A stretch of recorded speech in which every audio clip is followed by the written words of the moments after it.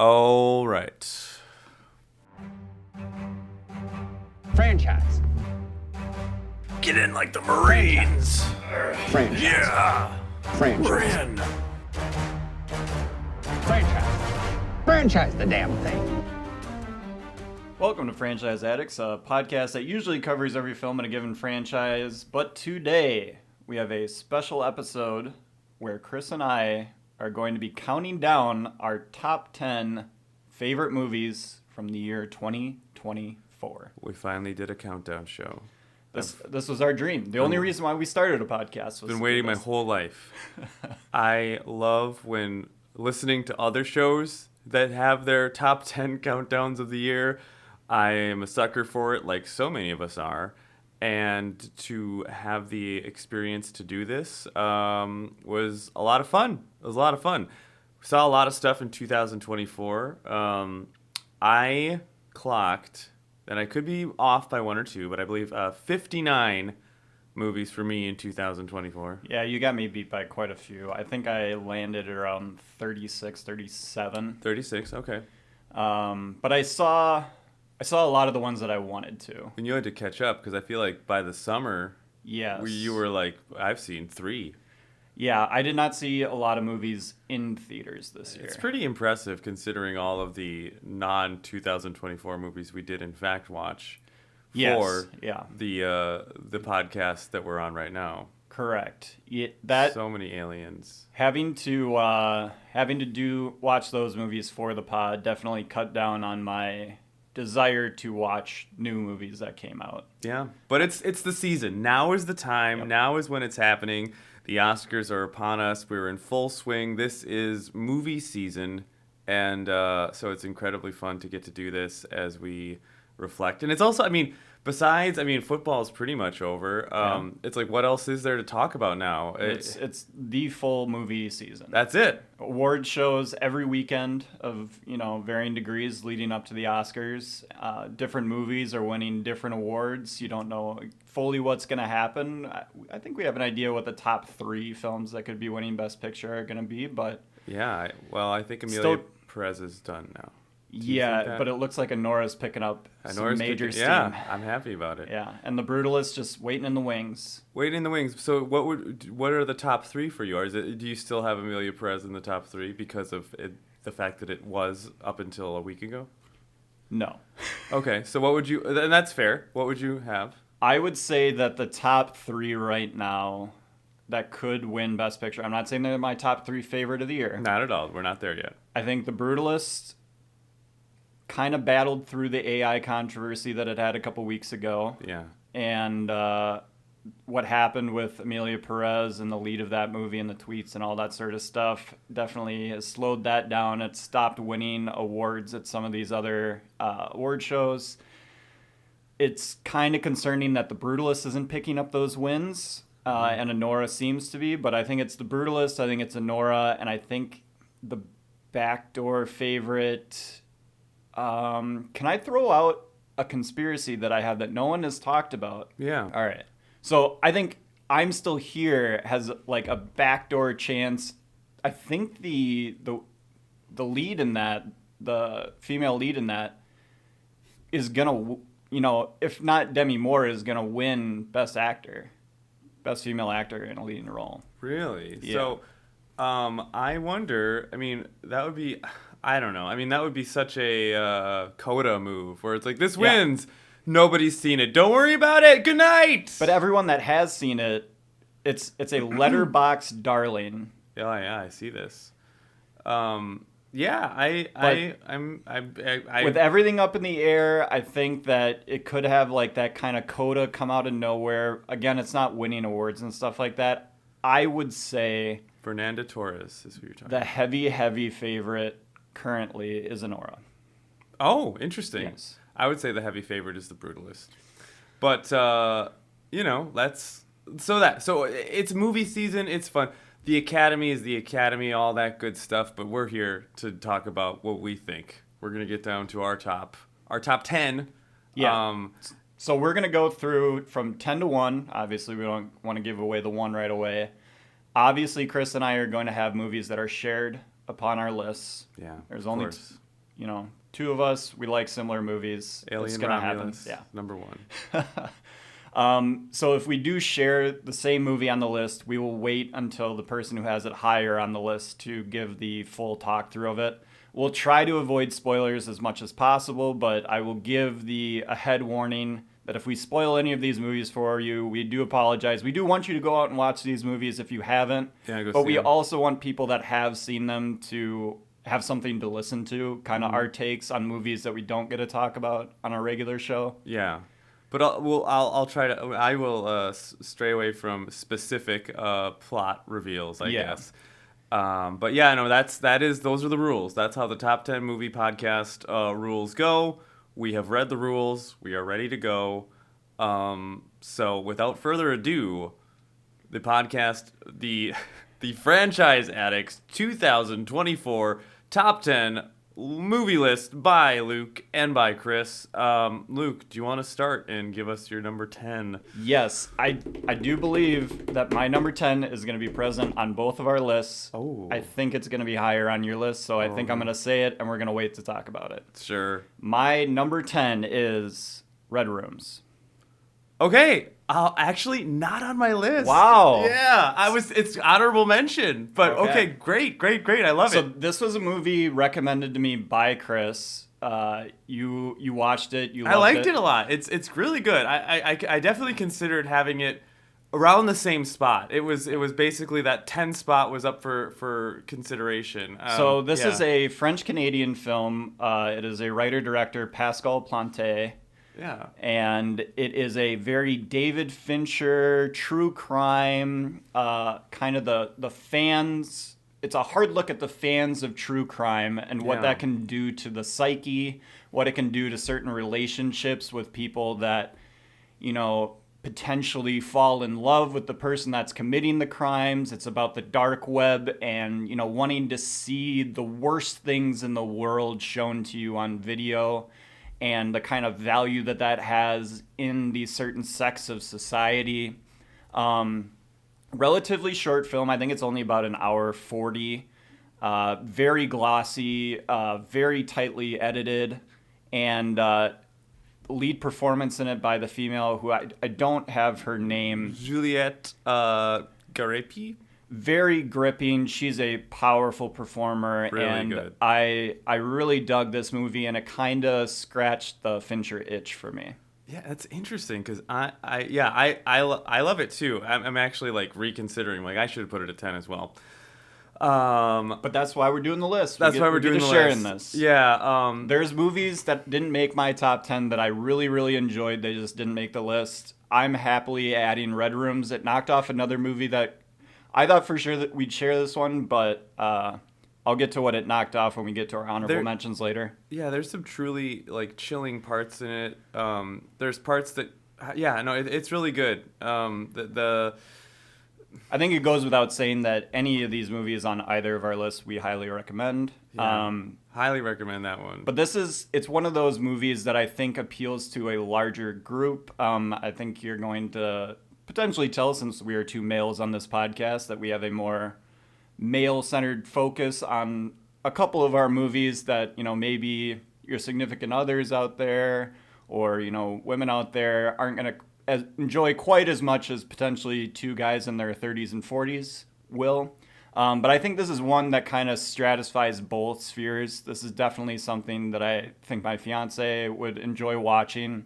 It does trend towards being pretty dark at some points, but I think the true crime idea of it is compelling enough to get you through some of the really dark moments. Yeah, and just as a forewarning, it is about someone's fascination with a serial killer, but it's not violent.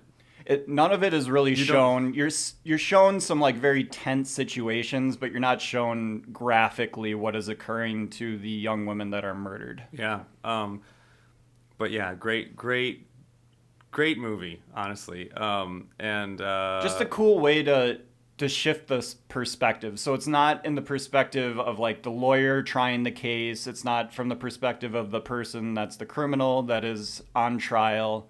It is from the perspective of two fans of true crime that are obsessed with this particular case. Yeah, and what drives it, and very, very, very good. Great pick.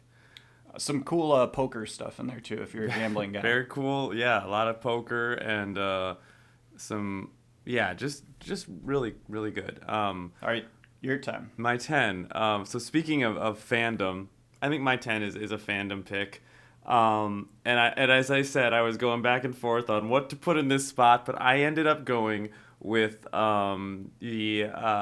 Ivan Reitman's Saturday Night. Wow, not on my list. Why wouldn't Not imagine surprisingly. So. Yeah, you didn't see it, correct? Did not see it. Yeah. And I didn't see it until very recently. Like I'm a huge Saturday Night Live to me is a huge it's very important to me. All through my life, it's always been this something that it's always been around. I think it's a really great tradition that I have really great associations with. However, I didn't really start watching it until the late 80s, early 90s. That's when it gets on my radar. So this movie is about the lead up to the first episode that ever went out on air. It got tepid reviews, I guess, when it came out. I did not go to see it in theaters, but I finally caught it on Netflix. And if you're a fan of Saturday Night Live, I think this is great. The actors that they have to play young Chevy Chase, Dan Aykroyd, Gilda Radner, it's wonderful. And I don't know, and you've got William Dafoe in there. You've got a really good score. You've got some tense. I mean, the whole thing is about takes place 2 hours before the first episode airs.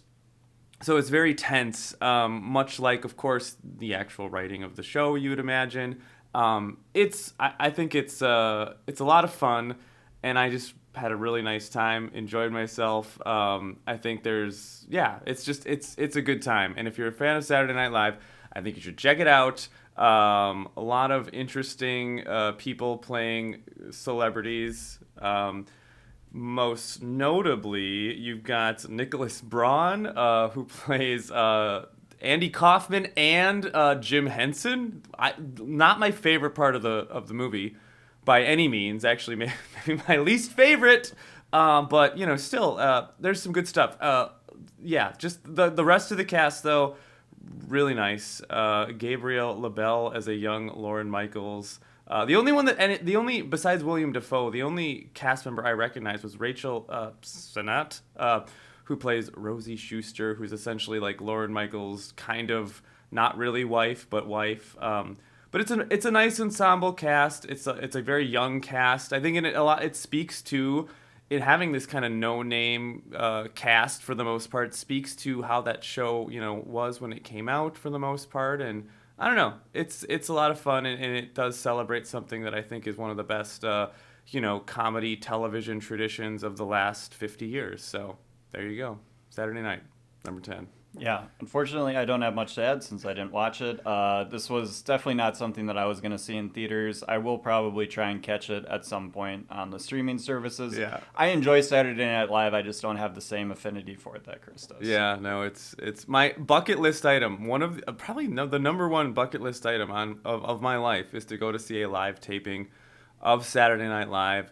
If anyone out there has any leads, you have to you apply to a live auction every year. Oh, it's not live, but whatever. You just submit an email and you get randomly picked, and you have to say why you want to be on there or why you'd like to be picked. I don't know. I've never been picked. You can also go there the night before and sleep outside. I could have done that once. I was actually in New York before a live taping. I was 38, and I was like, you know what? Sleeping outside in New York doesn't sound like it's gonna happen for me. They would do that in Red Rooms. Get into that trial, baby. They sure would. They do. They sure do. They're committed. Yep. So they're more committed than I am about that, but you know what? That's okay. So that's my number 10. All right, my number 9. A Different Man. Okay. By Aaron Schimberg. On my list. Higher, I would assume. Higher. Yep.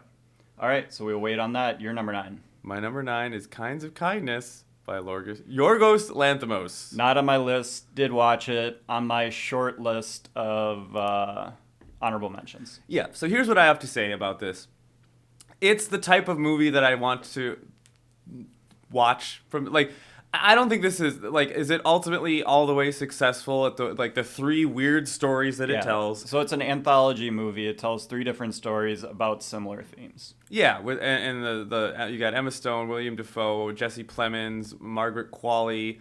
So Yorgos Lanthimos kind of broke through recently in the last few years with The Favorite. I mean, I think he was starting to be on people's radar with The Lobster and maybe Killing of a Sacred Deer. But then The Favorite got some Oscar attention, and of course, Poor Things last year, big deal. So now everyone knows this guy. But I think, and I liked Poor Things and I liked The Favorite, but they are not classic Yorgos Lanthimos movies, as in kind of very strange writing, strange line delivery, disturbing topics. His movies like Dogtooth, The Lobster, Killing of a Sacred Deer are definitely kind of more like that classic style. And he returns to this in also very cool that the movie came out, 6 months essentially after Poor Things. You've got a stacked cast, and you've got just a very strange movie. A strange movie that demands that you ask questions about like what the fuck is going on, why are they doing this, what is some very interesting things. And it's a lot of very true statements to say about life. You think? Surrounded in like very weird contexts. Like allegories. you're seeing some like incredibly weird things happening, but if you like just pull the main idea, the main reason why that weird thing is happening, like it is saying a lot of true things about how people handle grief, how they handle pain, how they handle, feeling inadequate in the world. And and that's why I like these kind of big dramatic swings at like, I guess allegorical storytelling, such as, I mean, there's one, and not getting into a lot of spoilers here, but Jesse Plemons and Emma Stone are a couple. This is the second story of the three, and essentially it goes over the physical. It is like a physical iteration of how the two might be kind of killing each other in a bad toxic relationship, and how one is maybe starving the other person or one is abusing the other person. And it's done in these really, it's, physically, tangibly showing something that is happening internally in real life, and then also kind of being really brutal and in your face with it. I guess, does it go on shocking territory sometimes? Yeah. But it's also, he's shaking his head 100%. But it also does so, like, it's not doing, there is a point behind it. Now, you could still say, yeah, well, he's, that's style, and maybe that style is not for you. I don't think that style is for a lot of people, and that's totally fine. But I do think that there's always, there's a point behind it. I firmly believe, even if it's a little murky at times, this is a movie also that invites you to, like, you want to read about it. You want to talk to people about it afterwards, which, in my opinion, is that's a sign of something that's really good. If you want to talk about it afterwards, if you're moved by it, if you're thinking of certain parts, and it's weird, and I like weird movies, and I like Kinds of Kindness at number 9. Yeah, I have similar feelings to Chris about this. For me, Yorgos, he's a great filmmaker. I just don't ever feel like returning to his films again. I kind of watch them once, let them wash over me, think about them afterwards quite a bit, but I'm never like, let me get in one more time to check that bad boy out and really do the full deep dive. I kind of just take it for what it is, let it do its thing with me, think about some of the ideas, and then try and move on. It's a movie I very much enjoyed. I enjoyed certain parts of it more than others. I could never recommend this movie to like 95% of the people that I talk to. Oh yeah, I mean for sure, but that's okay. Like I like, this is it's a special type of movie. This is not for everyone, but it's very but for those that it is for, they will really like it. Absolutely. The title too, just to really, one more just meditation on like Kinds of Kindness. So the thing that all three stories have in common, do you think that, I mean, and feel free to interject, I'm asking you while you're taking a big sip of water there, but that is basically the theme would be acts of kindness that aren't actually kind. Yeah. You know, No, like that's a very that's a good way to put it. so basically doing and there's three examples, and it's all like, people that, I mean, so is it people pleasing? Is it manipulation? Most of the time it's manipulation. Yeah. Which, I mean, people pleasing is a form of manipulation. Yeah. So there it is. But, so talking about this, and I don't know, it's just, there's a lot of, I mean, it's very messy. It's very weird. It's also very long. It's like almost 3 hours. Yeah. So but you can, because it's broken into 3 parts, I watched it part by part and kind of took my time with it. It was at least when I watched it on Hulu. So it is still on Hulu. So yeah, I mean, if you're into weird stuff and you want to see, and again, the three leads, incredible actors, some of the best that we have working right now. Clemens is particularly great. Yeah, I mean, that's the thing too. You've got this weird, heady material that's definitely like, big swings on big topics, and then you've got some of the best actors around that are working, fully committing to this stuff, and it's great. I really enjoy it. It's number 9. Luke, what do you think for number 8? My number 8, I don't think we're going to share this one. This is a very me pick. Inside Out 2. Oh, I did see it, and I did enjoy it. Talk about it. Yeah, director Kelsey Mann, writers Megan LaFauve and Dave Holstein. I apologize if I pronounce any of these names wrong, but that's just the way it works. They're really pissed. I love the Inside Out movies. Yeah. I was skeptical of a second one since I really enjoyed the first one quite a bit. Was able to take my family to this Inside Out 2. I knew kind of the idea of it going in, that it was going to be about the girl growing up a little bit more of in her adolescent age. I did not know that it was going to be about anxiety due to youth sports and kind of, how this young girl wants to be the best at being a hockey player that she can possibly be, and a lot of the stressors that goes into that. You get the new character of anxiety that comes into the fold inside of her mind and takes full run of the place. It's just a fantastic, simplified look at kids, especially kids that have set high goals for themselves when they're at a young age, to succeed in stuff that they think is super duper important. It is so important to be the best at this sports thing. And it's like, there's so many people out there. You just try your best, have fun. Mm-hmm. And how that just doesn't quite work in your mind. Joy is trying to get her to feel that, but anxiety at the same time is like, but people love you because you're good at this thing. And I've, in my life gone through very similar stuff. This movie just spoke so much truth to me.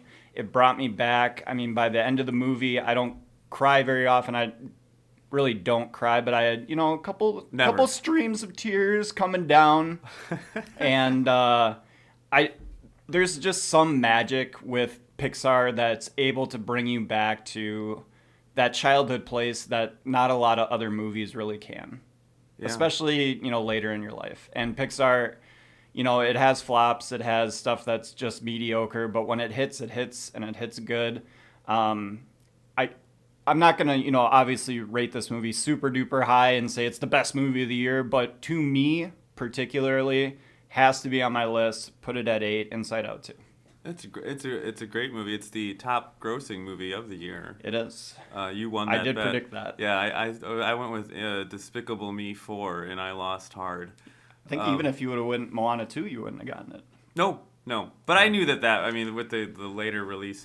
But it's really great, and I think these movies do a great service in as they introduce these topics that are a little more heavy and topics that we might not talk about to younger people. Yeah. And allows, I mean, how many conversations did this movie start? So many, I mean, obviously, so many people saw it. Everybody saw it.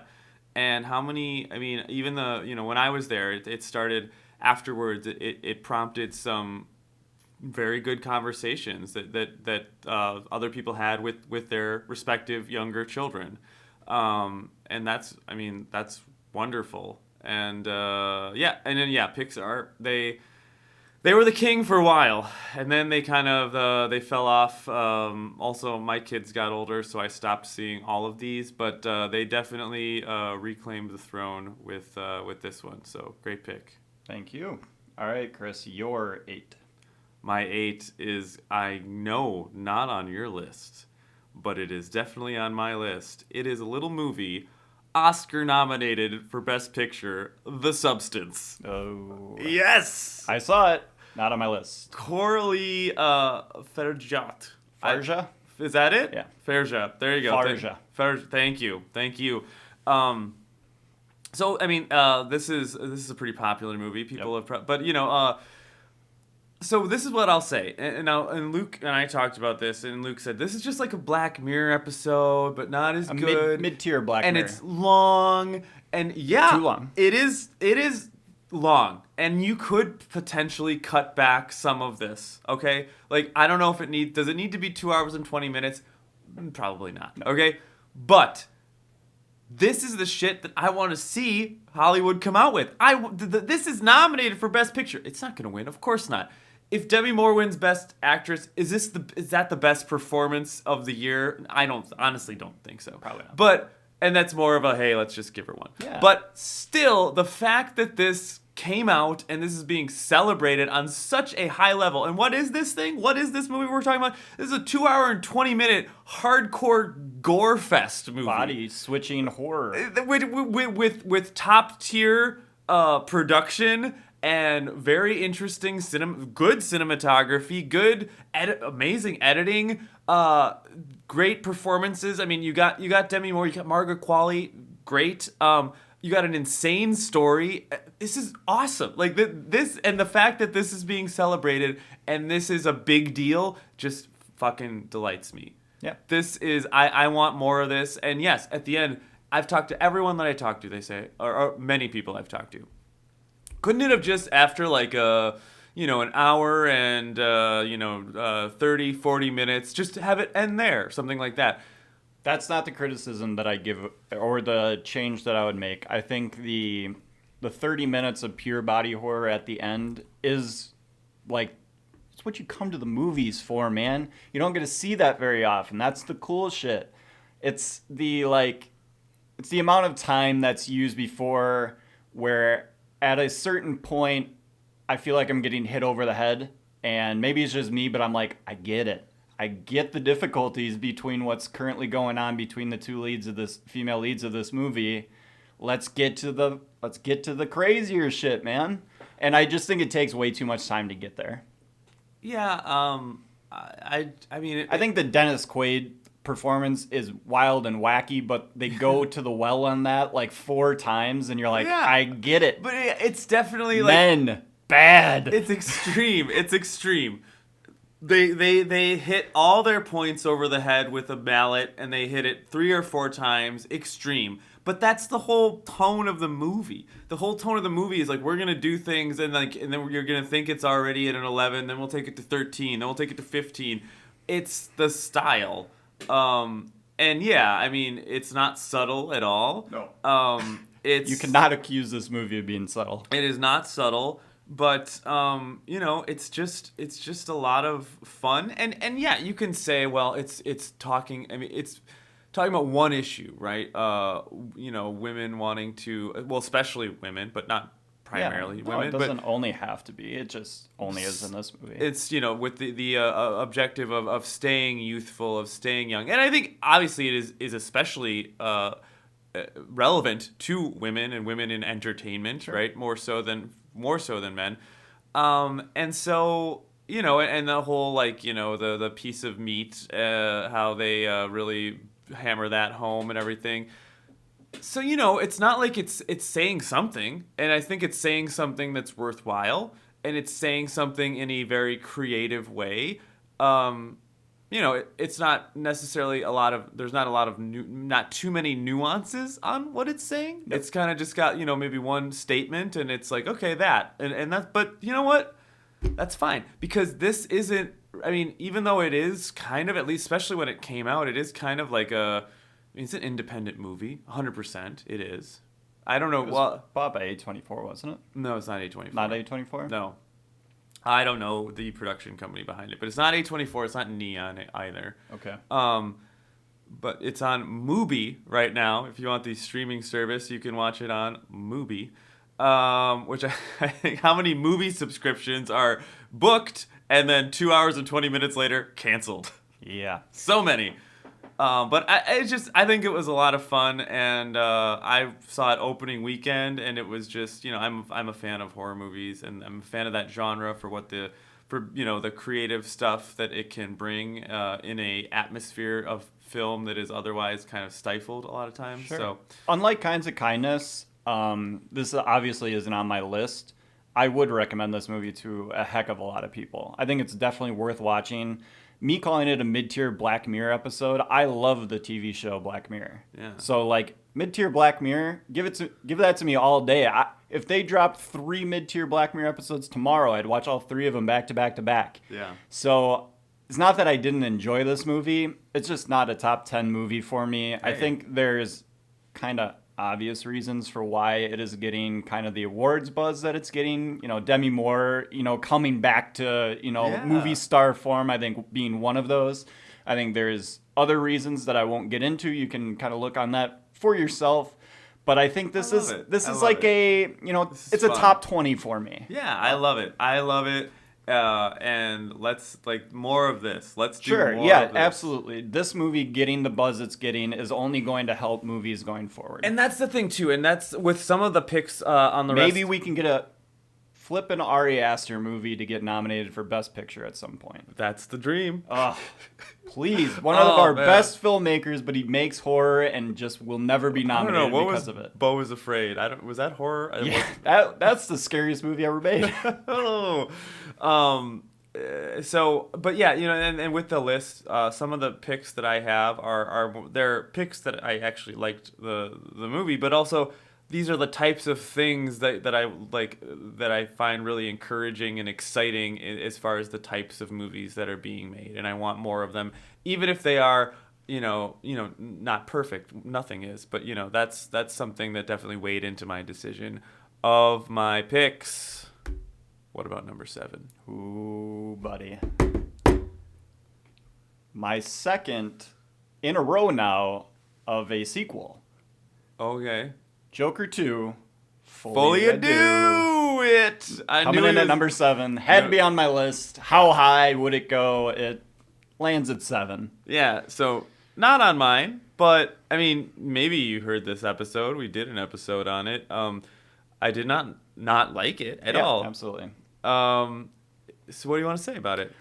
I mostly just want to point people back to listening to that episode. We did a whole hour on the movie. I don't have much more to say. We need the listens on that episode anyway, so go back. Please. I'll give you a little bit. All right. Yeah, give us So, I think on the pod, I said this. I will repeat it again.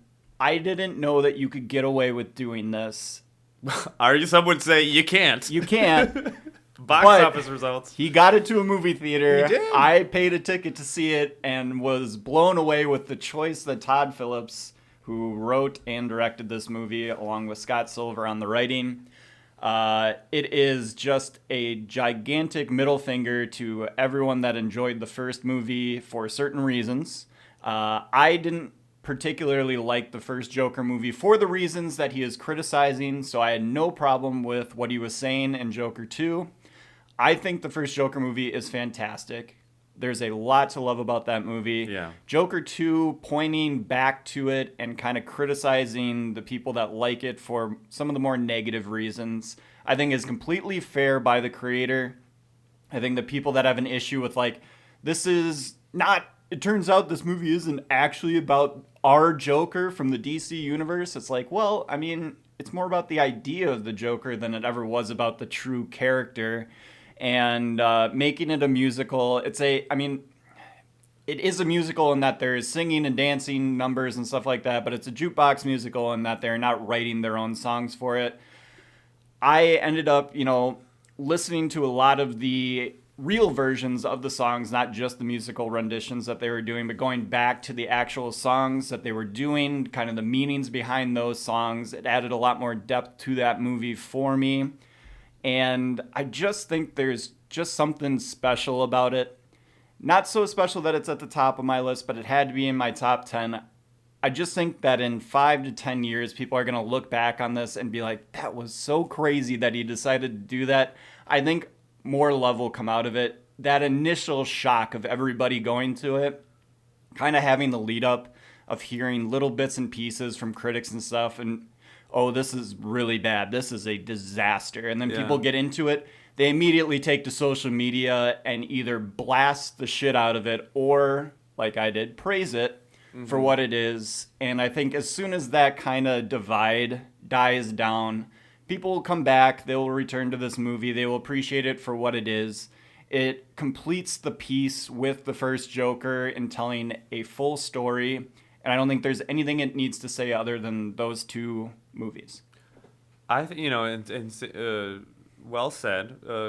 Based on what I was just saying, I mean, as far as championing people taking big swings like this that are kind of, box office suicide, that's interesting. That is something that is, it's definitely an interesting move, and it is a courageous move. You could say, a lot of people, because I remember after we saw this, I went and I listened to a lot of like instant take podcasts, and I think a lot of people, hate this movie, and it's some people didn't understand. I think they did understand it, but they hated what they understood about it. Okay, and I mean, our Facebook post that we had on this was our most active post ever, and it was just a confluence of people either saying this is the dumbest movie that's ever been made, or this is the greatest art that's ever been made. Yeah, I mean, there's some. I think it's almost like I really, really admire the attempt. I really admire what was being done. Did I have a lot of fun watching it? Not as much. Oh, come on, that the court scene. An hour and a half in, I started to enjoy it, and then an hour and a half in, you start to enjoy it, and then I raised my hands in glee 5 minutes into the movie. I was jazzed. I just, I didn't. It wasn't as enjoyable until kind of for me. So like an hour and a half in, maybe just an hour in, I don't know, when a couple of things happen and you also start to, for me at least, it's revealed like, oh yeah, this is what this is for sure. Then I did appreciate it, absolutely. And I think it's good, and I am not at all surprised to see it on your list. Yeah. When I was first creating my list, did I just put it at number 1 just to see it there for a while? I knew it wasn't going to stay there, but I wanted to look at it with the number 1 next to it. So that's where it started, and then it filtered to where it should. I mean, what was that? When did that come out? October? It did. I think on that pod I said it's the greatest movie ever made. Definitely, it was the top one of the year in October. That was definitely said. I don't know if it was ever, but no. It was for the year. It was. I knew I had to champion it. You had to top tier that. All right, number 7, I Have a Different Man by Aaron Schimberg. All right, sweet. We get it.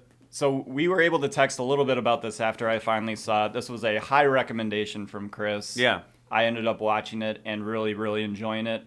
Did only land at number 9 on my list, just snuck in, but I really dig this movie. I'd love to hear more about what you thought about it.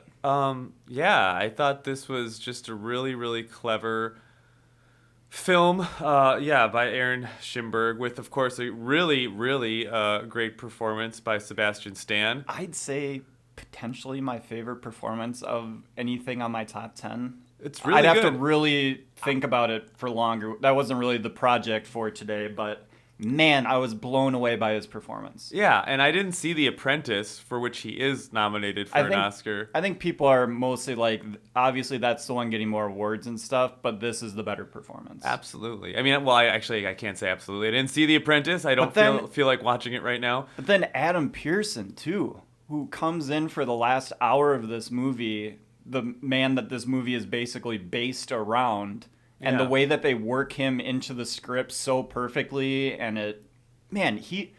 I thought it was gonna be kind of like this bit thing. I'm like, oh, okay, like this guy, he's around movies and stuff like that, has been in stuff, but like he can't be that great of a performer or whatever. he comes in like a rocket ship. He is. He's really good. He's remarkably good.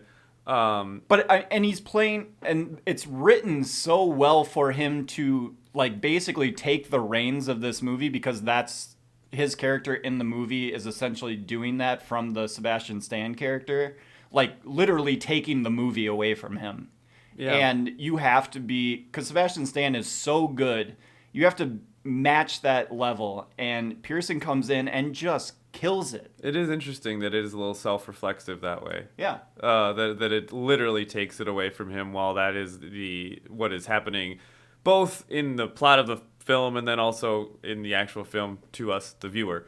I'll give a little background on just what the movie is if you're interested in watching it. We won't spoil the whole thing. It's on Max. But it's about a individual named Edward, who is played by Sebastian Stan at the beginning of the movie, who has a facial deformity, like elephantitis, just in the facial regions. He has, basically tumors all over his face. And it goes through the way people are reacting to him, kind of just how he lives his life, and all this sort of stuff. He befriends a woman in his apartment complex, played by Reneve. Sure. His name's Ingrid. Yeah. And she is a playwright who starts to become fascinated in this Edward character. And then Edward is given a chance by his doctors to try this new procedure that could potentially remove his facial deformities. And it kind of just goes from there. Yeah, I've heard people call this a male version of the substance. Correct. Yeah, there's similar gross out body stuff that occurs, and also just what it's saying. In this, and I love when a film can make big statements that are true to life.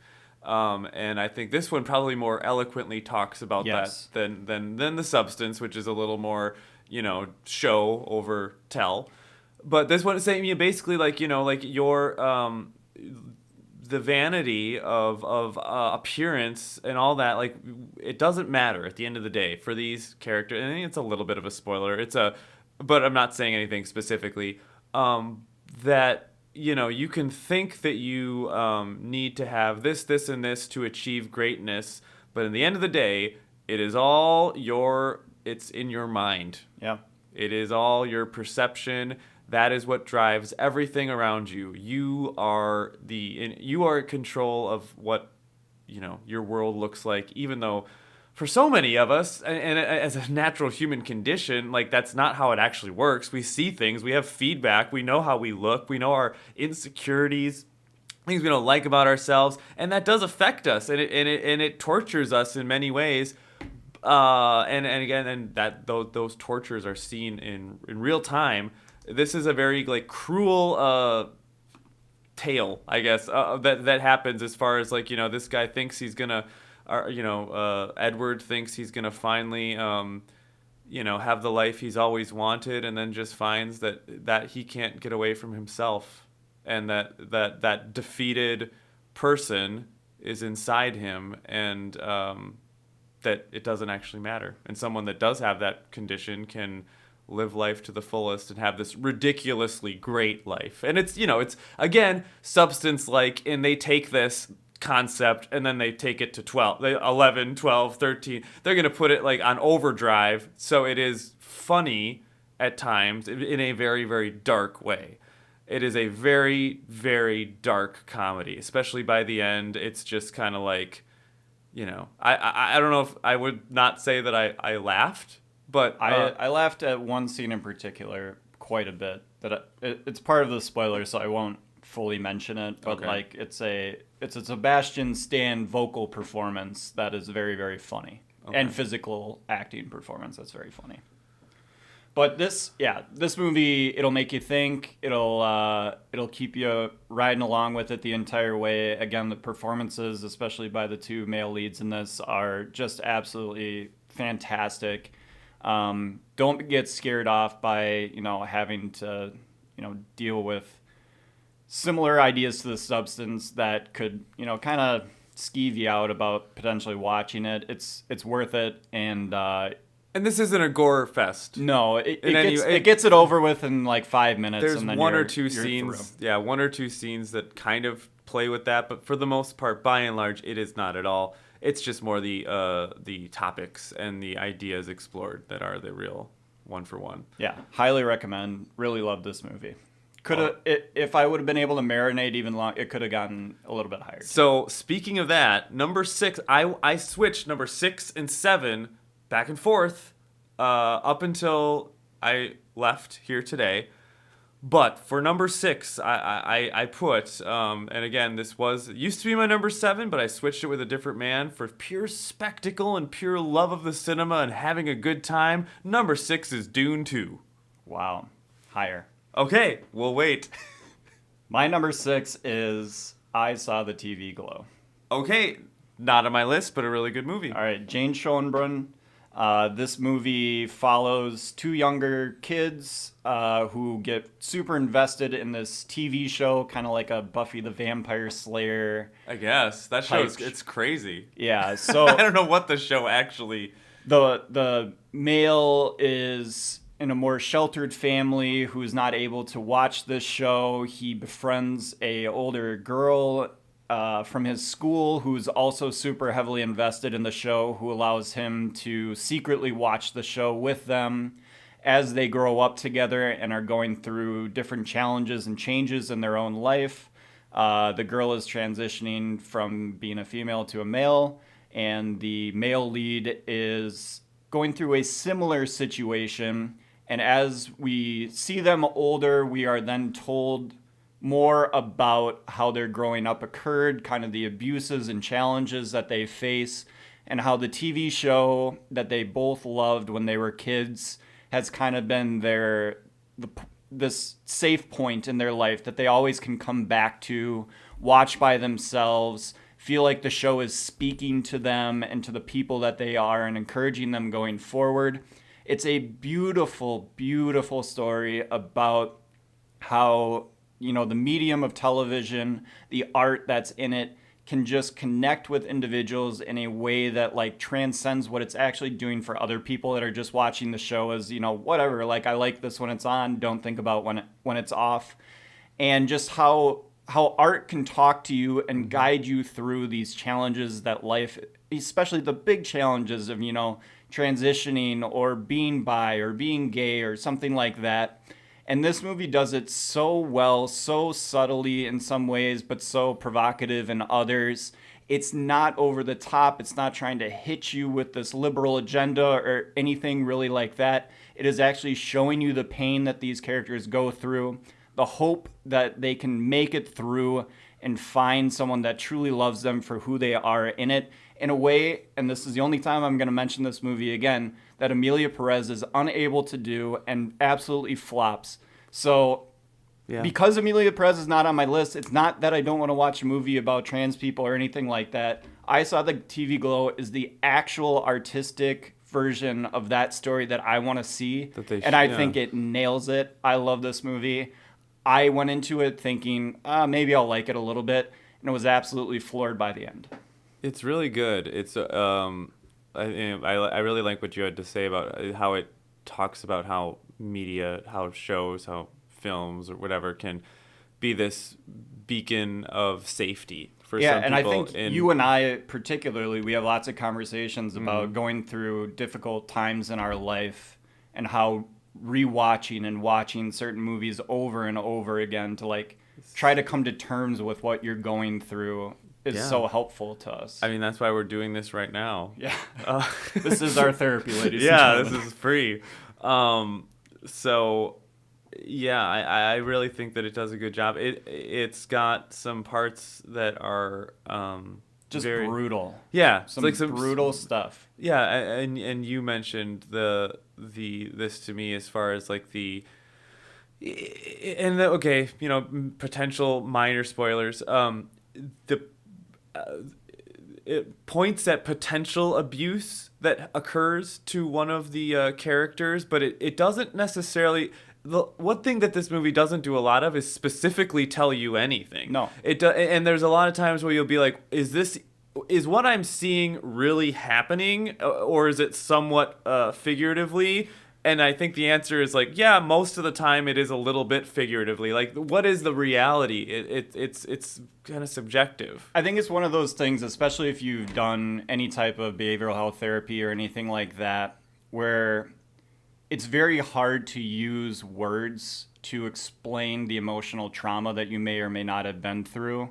So you have this image in your head of what is causing you this distress, but you can't quite articulate it to your therapist. And so you kind of have to, you're battling through it. And again, the connection back to the TV show, because a lot of like the abuse that occurs is from the visage, the scene of, the bad guys from the TV show being the ones that are enacting the trauma.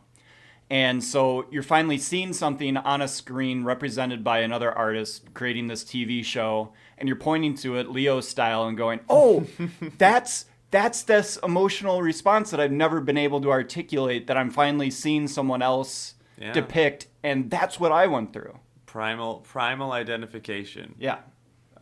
It's really good. And yeah, definitely was in consideration for my list. And another movie that is on Max, so if you are so inclined to watch it, do so. Yeah, don't look at the IMDb ratings. Don't look at the Rotten Tomatoes. They're kind of low for this movie. Oh. I think that is... I think it's been pretty acclaimed. I think it's only like a 5.6 on IMDb, or like low sixes. So it's... Yeah. I don't think it is as beloved as it should be, but I wanted to put it high on this list. Yeah, it's really good. I think it's fantastic. Absolutely. All right, what you got? What are we at? Where are we at? I lost. So we're at our fives. We're at our fives. Should I hit it? I got Honora at my 5. Not on my list. Yeah, I knew that. Yeah, that's okay. He hates Honora. That's fine. I don't. Well, I just don't think about it. I think that this is great. I love Sean Baker, and I have ever since I watched The Florida Project, and then I went back. Which I love. Yeah, it's undeniable. And then watching his other films, The Red Rocket, The Tangerines. I even tracked down like his first movie ever on one of those services, but they all have a very distinct style. Sean Baker has a very distinct style, which I think he actually kind of almost goes a little bit away from in Honora, slightly. Mm-hmm. This is his most, I guess, mainstream movie, but it still has Sean Baker all over it. Oh, yeah. It's got Mikey Madison, great performance, and, it covers similar topics that we're always used to Sean Baker movies going over, which is essentially raw looks at lower socioeconomic living situations for people. In this case, we've got a sex worker, Honora, the titular Honora, and her journey with a Russian oligarch who kind of has her as a little pet project for a little while, that he wants to pay money to hang around with him, and it's like a kind of a reverse Cinderella story. People have compared it to Pretty Woman quite a lot. Yeah. And I think the subtleties in which Mikey Madison acts in certain scenes, specifically the one where the Russian oligarch, I forgot his name, for the first time is talking to her about his plan to, and you can see that at first she doesn't believe it, but the comment, and then she kind of allows herself to believe that this guy is really going to marry her and everything, but it's all done in her eyes. This very subtle acting that she's able to do is remarkable. And then in the middle of the movie, you've got a real big kind of like crazy chase that happens for a while, which is actually funny. It's much funnier than any Sean Baker thing, and I was not really expecting that part to happen as it does. But what did it for me, that I could watch the first 2 parts and be like, okay, yeah, this is cool, not bad at all. Probably not my favorite Sean Baker movie, but a very good installment. But then the ending sealed the deal. for me. And I'm talking about not just like the third act. No. The third act's good. Talking about the last 5 minutes. The last 5 minutes, honestly, maybe even the last minute. Sure. That moved me extremely. And that is like, to me, that is like a fine artist, someone that is a master of their craft, teeing something up and saying, this is what I'm going to do. This is what I'm going to do. You're basically, you're building up this whole movie with this character that is so tough and that is so used to just telling people to fuck off and fighting people and doing this and doing that, and finally reaching at the very climax, well, at the end of the whole movie, breaking down. And the way that it's done, and the way that the movie, I mean, okay, I spoiled it a little bit, but and the way that, you know, literally the lights go down, and I did see this in the theater, and it was really wonderfully done. It really elicits like the full. It elicits a lot of feelings in a lot of very deep ways, and it's done so with the audio, with the visual. I mean, with everything. The windshield wipers, her absolute like final breakdown when she finally can't hold on to it anymore, like, is just. And I guess, you know, at the end of the day, that is such a theme of the Sean Baker universe. Yeah. Is these characters that have to, you know, like, grin and bear it through these very awful situations, but in this case, like, finally at the end, they you know, they can have a smile and they can, you know, say whatever and act like it's fine for so long, but sometimes that, you know, that mask comes off. And I don't know, I just thought it's great. It's not my favorite movie of the year. I guess according to Luke, it's the favorite to win the Oscar. I called it, by the way. You did very early on. Very early on, before it was out. I was like, Yeah, like around the summer. yeah. So that's pretty amazing, if that does come to fruition. But that is my 5. Great movie. You can buy it on streaming and I don't know, maybe it's still in some theaters, but I don't really think so. So yeah. Honora, I'm just gonna ruin it if I talk about it. So are you sure? What you said about it, Chris, is beautiful. I'll just simply say I really enjoy the Florida Project. This is not as good as the Florida Project, and so okay. Fine. No, I mean, say okay. Fine. Yeah, I probably over criticize it. I don't think that as a habit you should probably be like, well, this isn't as good as the last movie they directed, so like it can't be meaningful. You know, yeah, and but it falls into that for me. I watched it once. I never have thought about it again, and I just think it's fine. Yeah, it's very much to me like Real Pain, where I enjoyed watching it. I got done with it. I'm like, hey, great performance, and that's about it. Okay, well, I mean, to each their own, and I mean, it's, yeah, to each their own. That's all right, you know? Like, some movies beg going back to it again. I mean, I will say that this one didn't have me, well, no, I wanted to talk about it afterwards for sure. I mean, maybe it didn't bring up as many specific conversations as other ones on this list, but I thought it was great, and I would love... I mean, I think it's definitely time that we anoint, if he hasn't been already, Sean Baker as like one of the premier auteur directors that's currently working. So let's do it. For sure. Huge Sean Baker fan over here. So I am glad he's getting success for this. I will happily watch every single one of his movies that comes out. And then just, hopefully he makes them better than Nora. Dismiss them. All right. What you got at number 5? My number 5, I know we don't share either. It is Kneecap. Oh, Kneecap. Director Rich Pepiat.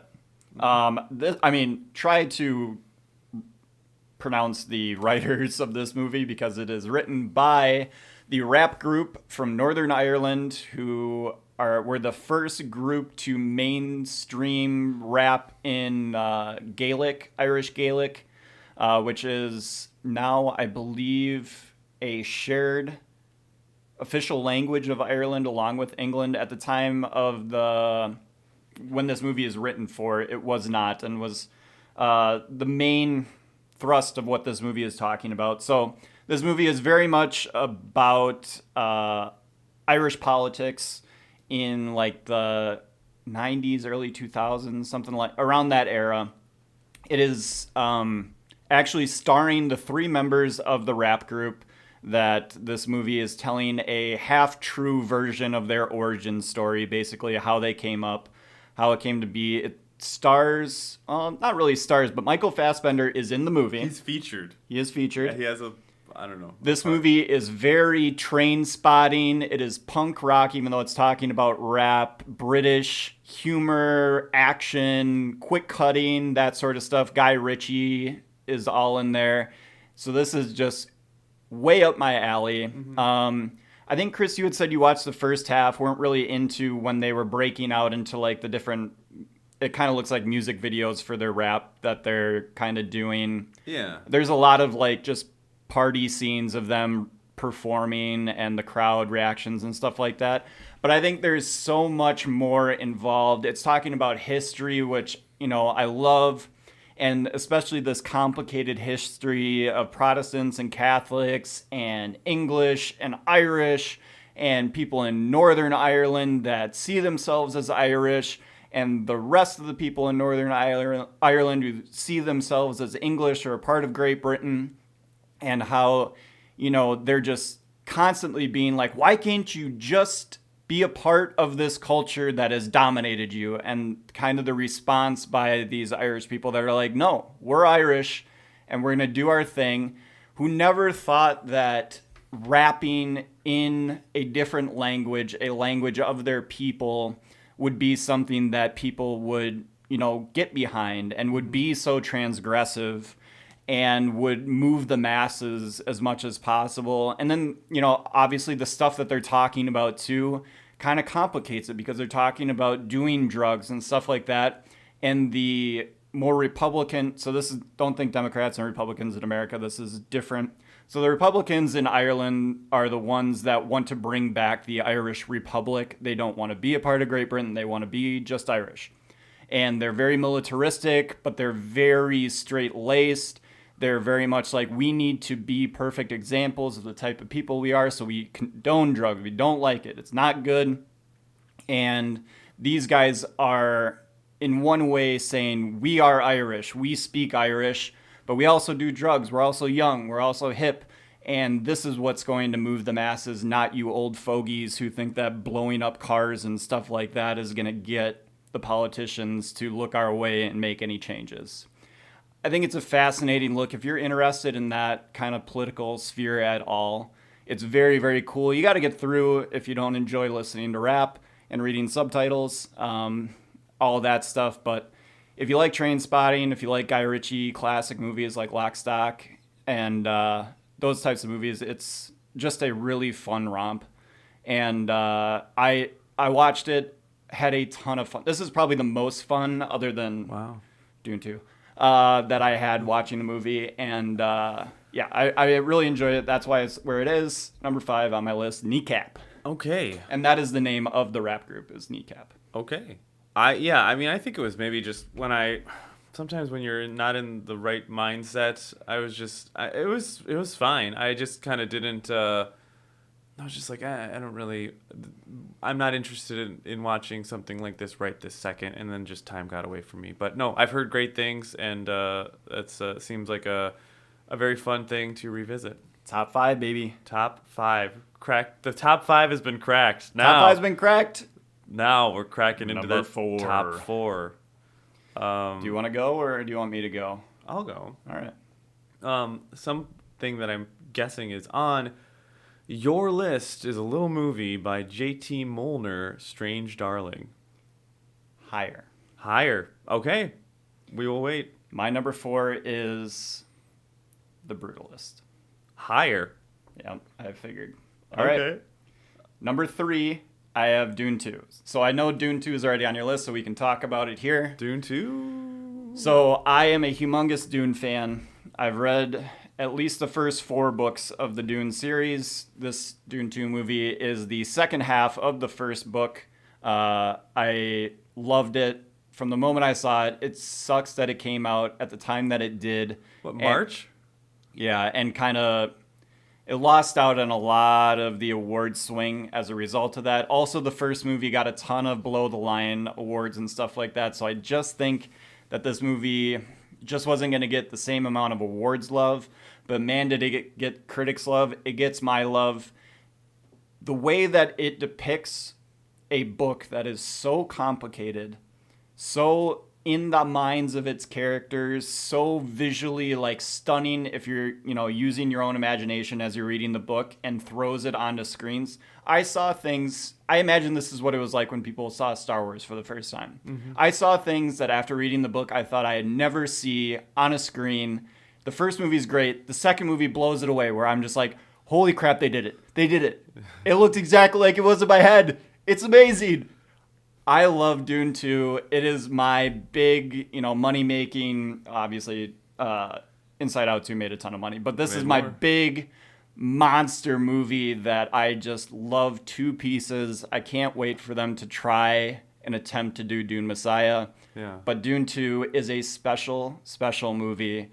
And I think, like I said about another movie, in 10 to 20 years, we're going to remember 2024. That's when Dune 2 came out, and boy, did Denis Villeneuve kill it. Yeah, it's so much fun. I'm less of a Dunester, which is the proper term, and I never read the books at all. Dune 1 came out during the pandemic, and the first time I half watched it, which is definitely, you're kind of doing other stuff as it's on streaming. But then I went back and I did watch it, properly. And it was good. I liked it for sure. This was a lot better. I did get to see this in theaters. And, it's just like an epic, fun, huge scale, great, blockbuster movie. And I feel like, we don't have a lot of those that are truly that can basically meet a lot of different scratch a lot of different itches, as far as it's just viscerally just fun, and the sound, it's loud, and the scale is huge, and the effects and everything are just firing on all cylinders. But then you also have some good performances, some very, very good performances with a very stacked cast, and some very, mindful source material that, is definitely, this is no Marvel movie. No. And so it was, it was just a lot of fun. And, again, going into the theme of having a theme of mine being what do you want to see? What did you enjoy in this last year? But also, what do you want to see more of? And I'd like to see, this was based on a book, but and it was a sequel to the first movie, but still, it's better than just, whatever, like Captain America 4 or whatever. And I just think this was a lot of fun. Enjoyed it, as did you. You enjoyed it a little more. Yeah. It unfortunately can't take the top spot for me, because I did love other movies more than it, but this is a movie for me by a director that I love, Denis Villeneuve, and it's a top 3 movie. Top 3 for you. Okay, so I had Strange Darling at 4, which we're going to talk about in a little bit, but we're going to get to my number 3, which is a little movie called The Beast by Bertrand Bonello. Which you did see because I made you see it, and you had certain thoughts on it, which, we can talk a little bit about. Now, this encapsulates, this is the type of stuff, these are the type of swings that I want to see done. I'm a sucker for this type of movie. So this has Léa Seydoux and George McKay. Are the two main characters. This is a movie that mashes all kinds of different genres together, which is period pieces, horror movies, sci-fi movies, all kinds of others as well. There's a lot of Lynchian elements. This is essentially about, and so this is probably one that, unless you look at other people's top 10 lists and read about French movies, you might not have heard about. So this is a movie that is, even though they do speak in English for a good portion of it, it's a French movie where they do speak French. often as well, and it's basically this. It takes place in the future of 2044, where where the main character, Leah Seydoux, needs to go. Who character's name is Gabrielle, needs to go back because the AI has taken over. And basically, having feelings and having emotions makes you weak. And so the Gabrielle wants to go through this process by going through past lives. They will work to take away her feelings. And Luke's just twiddling his thumbs. And so they go back. You see 1910, you see 2014, and you see 2044. And basically, I don't know. I won't go. I'm not going to do a total recap, but this film touches on, the whole form of like the beast. What is the beast? The beast is like this fear that is always lurking, and it's visualized and put in different ways. But essentially, this gets into like the fear of what it means to have feelings, and often what they're specifically talking about is feelings of love and the fear of rejection in love, but done so in a crazy batshit way with tons of different movie genres thrown in there. A lot of beautiful, the whole thing is shot beautifully. The sets they're great. It's very fun to look at. Leah Seydoux gives an amazing central performance. Like she's great. And you get some really heady ideas about what does about essentially about love and relationships, and about the fear that these characters have of of potential rejection and potential what does that mean, what does that look like, and how is it how can we materialize it and put it in a tangible way in a lot of different ways. I could talk about it a lot.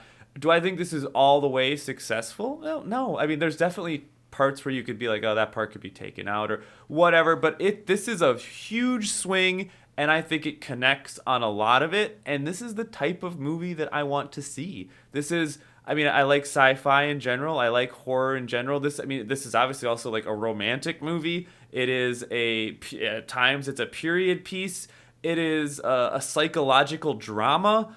This is, again, is there a lot to work with there? Yeah, but I celebrate filmmakers that want to try and do something like this. Even if it's not all the way successful, give me more of this. This is an original fucking bonkers idea that doesn't maybe connect on every single level, but it sure connects in a lot of places, and it's a lot of fun, and it makes you think, and you want to talk about it afterwards. It might opinion at least. So I'm putting The Beast at number 3.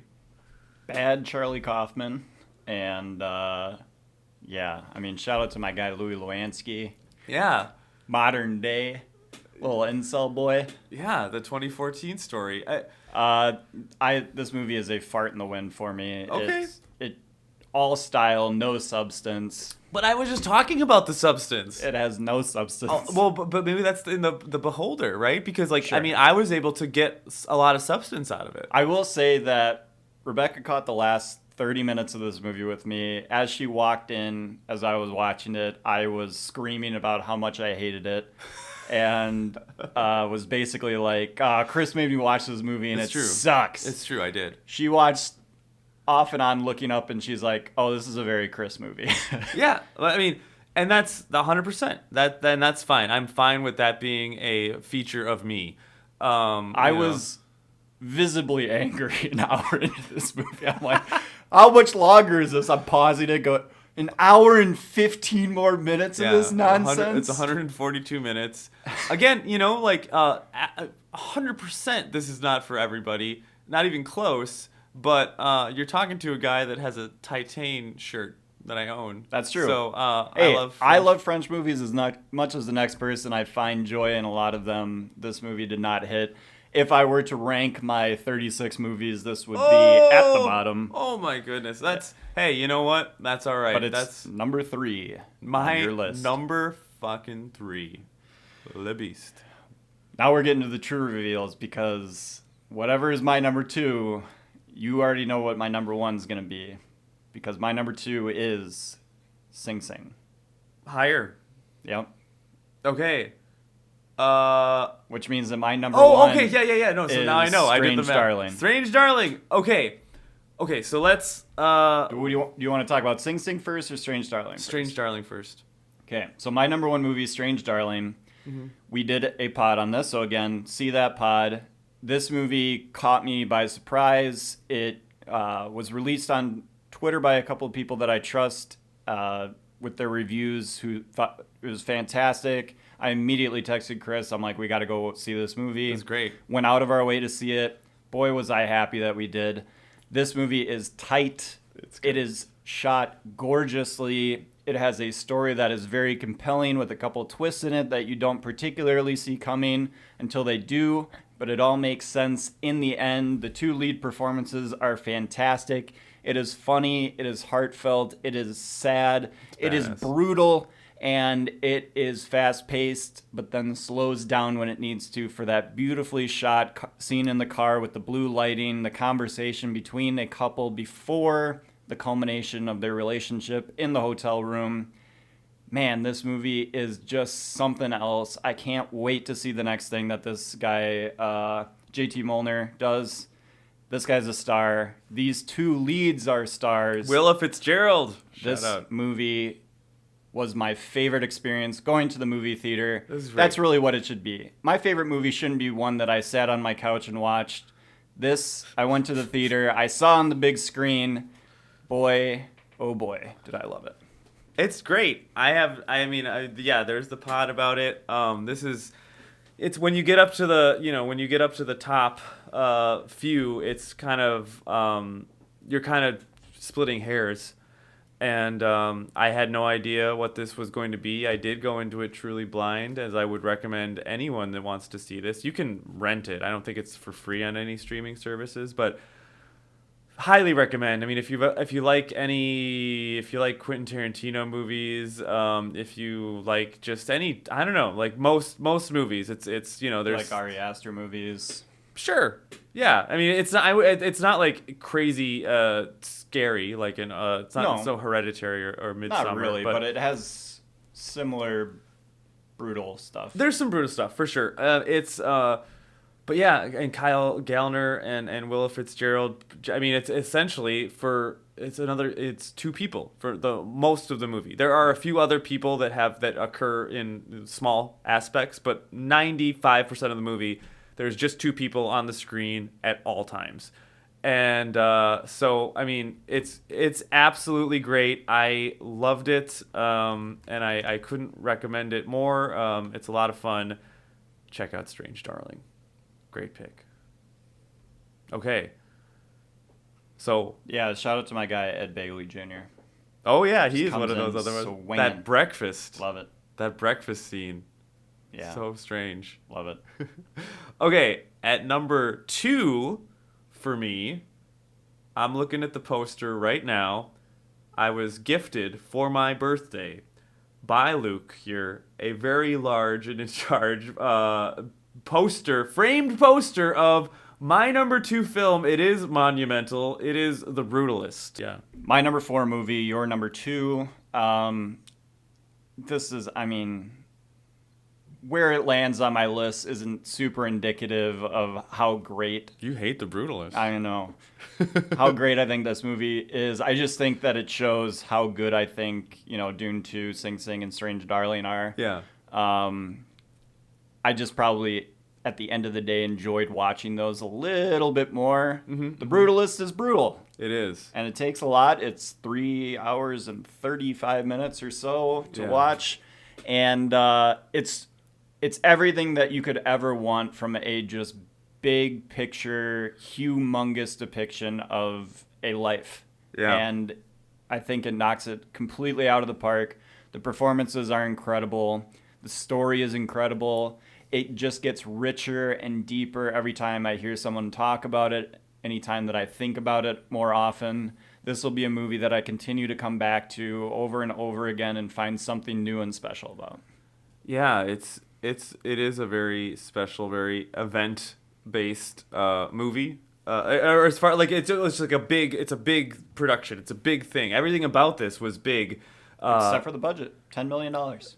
True. Good Don't point. let those haters out there tell you that it is bad form that the actors decided to basically like not get paid to be a part of this movie, and that's the only reason why the budget is as low as it is. Also, the fact that they used AI for stuff that's like barely noticeable within the film and gets all this bad pub about it. They're just doing that for particular reasons to knock it down during the award race. It has nothing to do with the quality of the film. The film is a monument to filmmaking. Yeah, it's really good.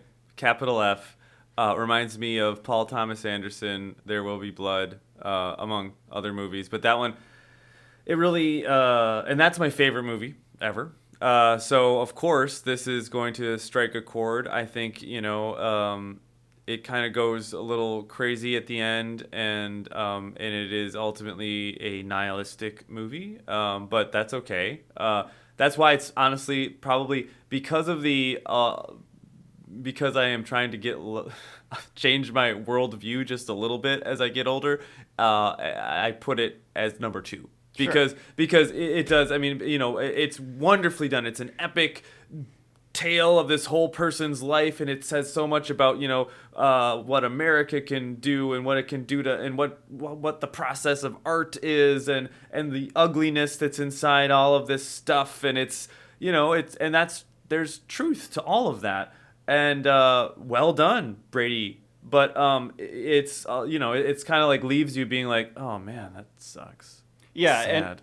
And we haven't like fully mentioned it again. Again, we did an entire pod about this, but Brady Corbet, the writer-director who wrote it along with his partner who writes on the movies with him and also his partner in life, Mona Fastfold. And the fact that they are able to work together on this helps bring more out of the female characters that are in the movie, I think in particular. Some may criticize the fact that they just kind of show up and don't have a ton of impact. I liked Felicity Jones. People have hot takes that they hate her, but I thought I really actually liked her. But I mean, this is someone who had a big idea, wanted to do it his way. He got Final Cut, which again, it's like, oh, film bros love the fact that he got Final Cut. Like, how dare he take notes from the studio?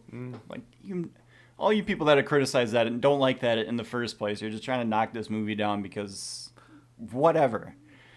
And well, it's just a shame. It's a shame that people can't just get behind this movie and love it for what it is because the people that are championing this movie, they don't like those people. Well, but the movie does invite you to have the conversations, though. Sure, but I think that's I think if the group that championed it wasn't the group that was championing it, the public at large would be more behind it. Maybe, but I mean, this is a movie that we already. I'm looking at a poster. I've already have a separate poster. This is, this movie is self-proclaimed to be like, this is an important thing. Yeah.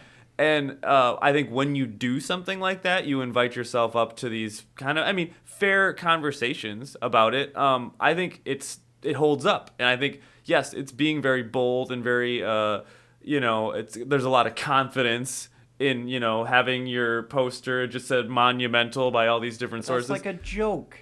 Well, but is it? It is. I don't. Because this movie is not very funny. I think it's a little cheeky. Except Guy Pearce at times is funny. And some certain times not funny at all. But no, this is just. This is like a big. This is a big movie. We don't get a lot of these, and so when we do, I think it's like it's a treat. It's something to be, celebrated. And I think that even though this, it is a very, it's got a lot of confidence behind itself. Some could call it, potentially arrogance. I think it deserves it because it does deliver at the end of the day. It delivers on what it protests to be. So, The Brutalist. It is, in fact, monumental. Number 2. Your number 1. Number 1. My number 2. Sing Sing. Wow. Yeah. What a quick, late addition to this list. We both saw it about a week ago. Not even. A couple days ago. Separately. And agreed to not really talk about it all that much because I think we both knew that it would land on our list. Where it would land, who knows? I am not surprised that it is the top movie on your list. This is, I believe I called it a theater kid's wet dream. Which, but to be fair, I wasn't a theater kid. That's I fair. maybe wish that I would have been. Yeah, I think that's what I was more aiming for. Yeah. But I didn't happen to be. I was. That's like the single snarkiest thing that I think I could say about it. This movie is not snarky. It is so heartfelt. It is so genuine. beautiful. Yeah. It is such a rich story about the trials and tribulations and the process of being in a prison for what seems to be the rest of your life, and how you can escape that not by physically leaving the prison, but you can escape it through your soul, through reenacting the classic art that's within drama in the past, doing Shakespeare, doing other huge plays and stuff like that, and the community that it builds and the hope that it instills in the people that choose to be a part of that community. And the lead performance by Coleman Domingo is So just unbelievable. Yeah. I'll look up the guy, the number 2 guy. But Chris, give me your thoughts on Sing Sing, because we didn't get to share a bunch. Yeah, so I loved it, obviously. What I think Coleman Domingo he's just very watchable in anything he's done, but he really, really is doing something special here, and it's commanding of any time he's on screen. But, what this does is it takes this view of, give me like the most, traditional masculine situation ever. Like we're potentially murderers in jail, and what does that bring with it? What does all that very hard, potentially toxic masculinity have? And they'll show you that, and they show you that towards the beginning of the movie with this one character that is he's the third main character. You can tell me who that is in this movie that I call. His name is, of course, Clarence Macklin is the actor. Yeah. But so, anyways, what this does though is I think it just it shows how in this situation these kind of hardened male characters can find community in one of the most depraved places ever by opening up their sense of imagination and their sense of Vulnerability, 100%, and these guys that they're in Sing Sing, they're in they've had some horrible things happen to them, and probably have done horrible things to people to result in them being there. 100%. And but the fact that they that they find this release, and that they find this it just speaks to the beauty of what community and connection can do for human beings. And that is a message that I find to be ever so relevant to my own life, and I think to so many people's lives, and especially, I will say, especially relevant to men, because it's very important to me. I think that this is a group of guys in prison, a group of tough guys. It shows the effectiveness of group therapy and of being willing, again, to be vulnerable and speak about things to other men that are bothering you, or that you think were beautiful from your life before, telling stories to elicit the emotion that you're going through that you don't often show because you are in prison and you got to bury that down and act tough. And they're in prison, but I think that happens just in the outside world. Yeah. For men, for a lot of male culture, that's totally normal and not have anything to do with prison. You talk about especially men that are older, above a certain age, maybe say 28, 30 or something, that they don't make new friends. That's just not something, or that you do have friends and you be like, you know what, yeah, we'll talk about football or whatever, and that's it. And I'll talk to them. They're my best friend. I think comedians have jokes about this. They're my best friend ever. I talk to them once a month. Yeah. And it's just and it's funny and it's true. It's also really isolating and really unhealthy, and it results in really unhealthy, shitty things that happen as a result of that. And this movie talks about a potential solution. I think the magic of this movie, we haven't talked about it quite yet, is yes, Coleman Domingo is the lead on it. A majority of the other people that are acting in this movie were prisoners at either Sing Sing or other institutions that are not trained actors, or maybe have only acted just a little bit, that are portraying the convicts in this movie. It adds a realism to it that you just couldn't get if you made them all normal actors and stuff like that. It makes it look real. The guys have scars. They're, misshapen, and, of all the various shapes and sizes that men are in life and stuff like that. Yeah. They're different races, different creeds, but they come together for, to put on this art. And so Clarence Macklin, who plays the second lead, who's a hardened drug dealer in the outside world that gets put into Sing Sing, obviously for crimes that he committed along with being a drug dealer. He speaks very street. It's like a guy from The Wire. He is a tough guy who was a big deal in his area when he was out there. He's kind of brought that similar, swag, bravado into the prison. He kind of runs his own thing, but he has this intelligence to him where he understands that all of that stuff that he was doing, all that bravado that he showed, is just acting in its own way.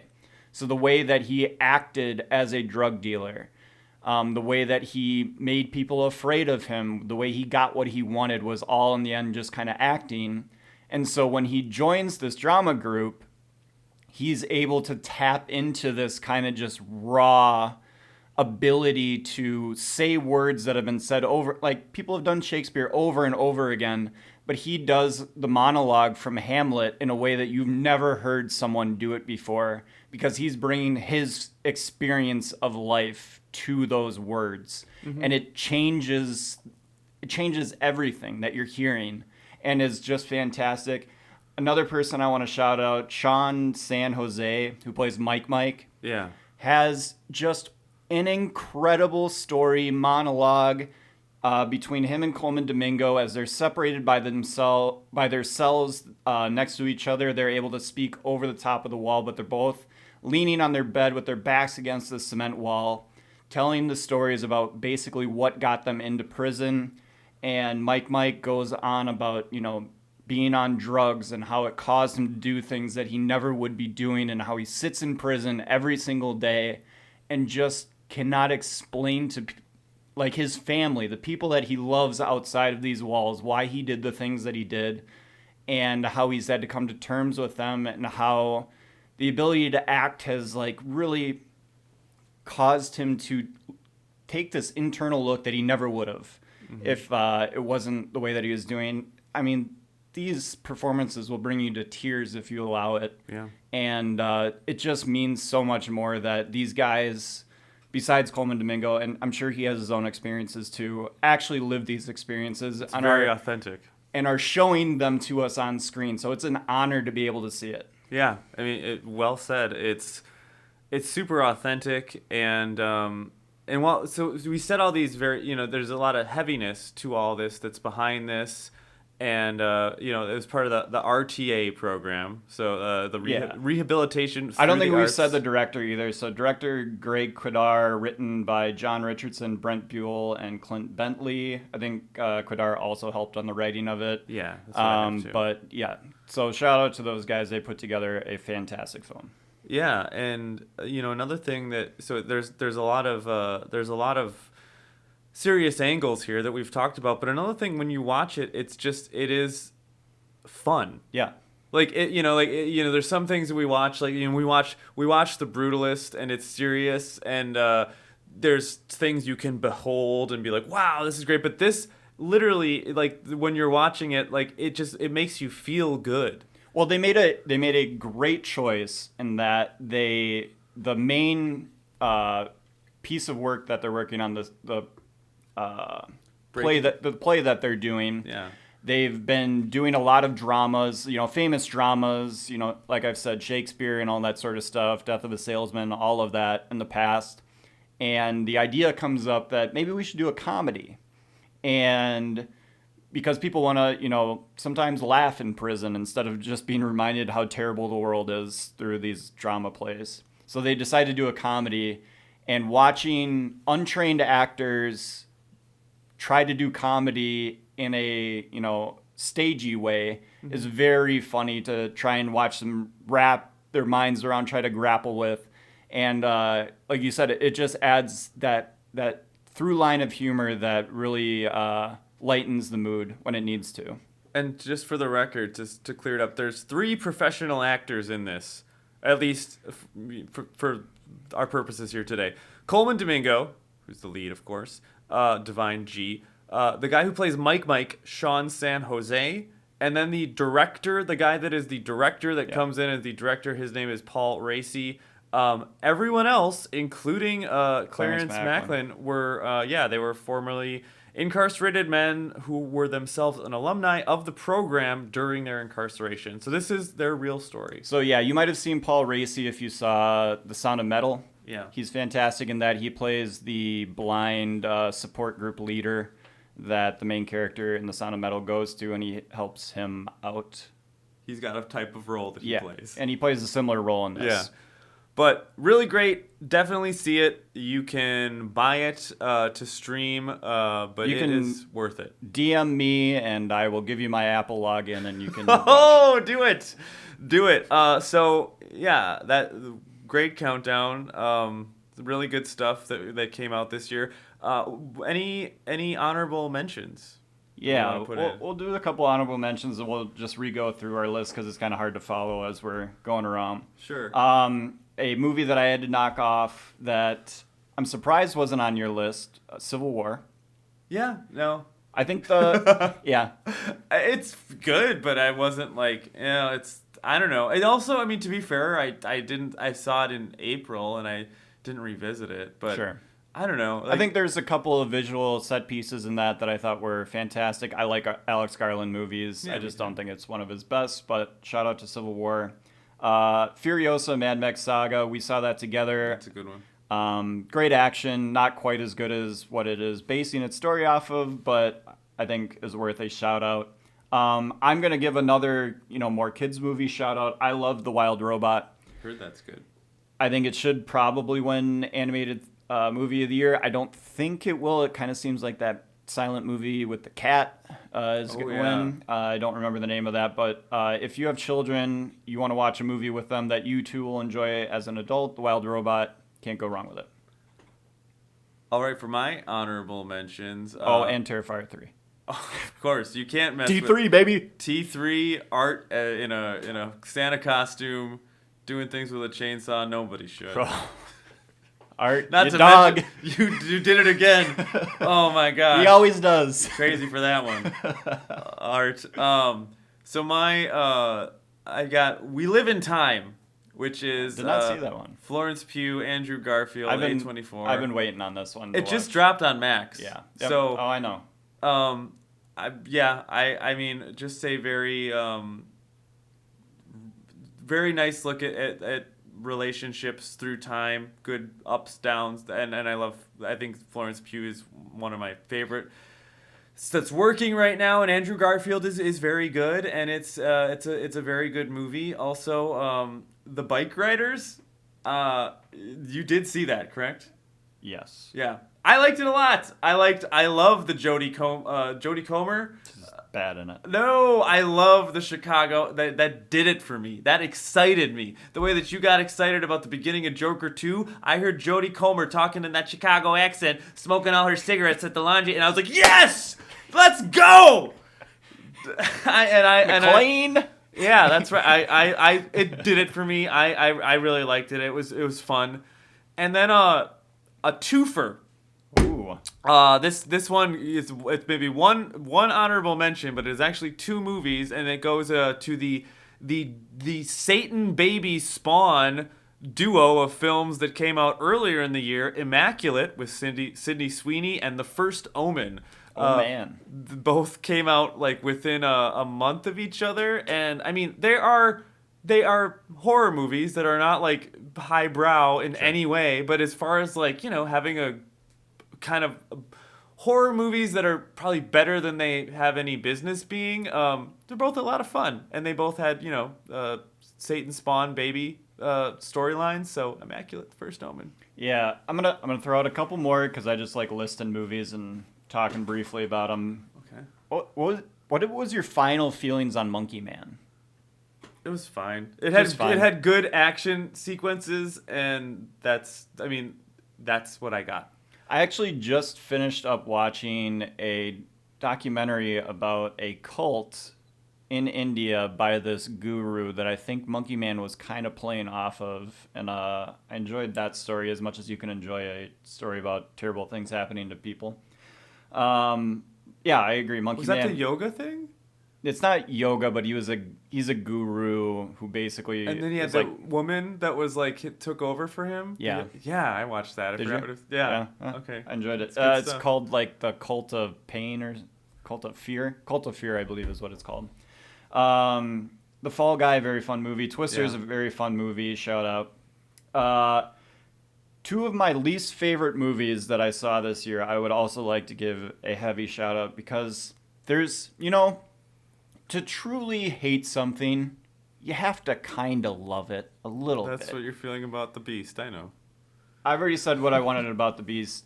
Juror 2, number 2. Oh, man. People really like this movie. Some people. I had a very negative reaction to this movie because of some of the content that's in it. I think it's not just good. Super offensive to certain parts of myself. I won't say more than that, but Juror number 2 stunk. And Horizon, an American Saga, Chapter 1. I sat through that complete disaster for 3 hours, and it was just part 1. That movie stinks. The best part of the movie is the scene that's already in the trailer where Kevin Costner is riding up over the rolling vistas of the West, and he has his movie star look into the camera, and you're like, he still can do it, and then the rest of the movie sucks. Yeah, that's what I heard. If you've ever seen the TV show Deadwood, you already know anything that could ever happen that this movie is about, and Deadwood did it 1,000,000 times better.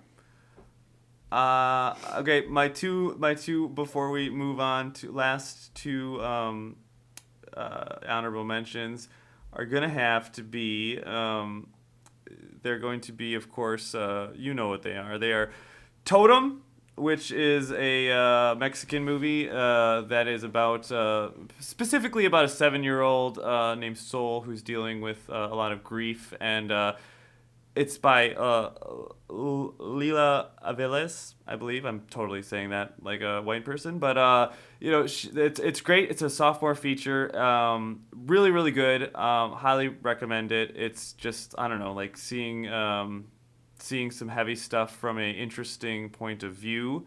And the other one, Love Lies Bleeding. Did you see that? No, I've heard good things about that one. Yeah. That's one that I passed up on Max a couple times. It's a lot of fun. Yep. A lot of fun. Highly recommend that. Yeah. Again, shout out to one of the worst movies. It's actually one of the best movies. The new Roadhouse with Jake Gyllenhaal rules. Oh, yeah, that came out this year. People really dislike that movie because they like the original so much. The original does rule. I think the new Roadhouse is just fine. And if you want to watch a stupid action movie, check it out. Roadhouse. But for our final thing to wrap all of this up, let's go down our list, and then we have one more thing that we wanted to do. So, sure. Chris, hit me with your 10 to 1. My list. So that we can just hear it one more time, all in a row. At number 10, we had Saturday Night. At number 9, Kinds of Kindness. At number 8, The Substance. At number 7, A Different Man. At number 6, Dune 2. At number 5, Honora. At number 4, Strange Darling. At number 3, The Beast. At number 2, The Brutalist. And at number 1, Sing Sing.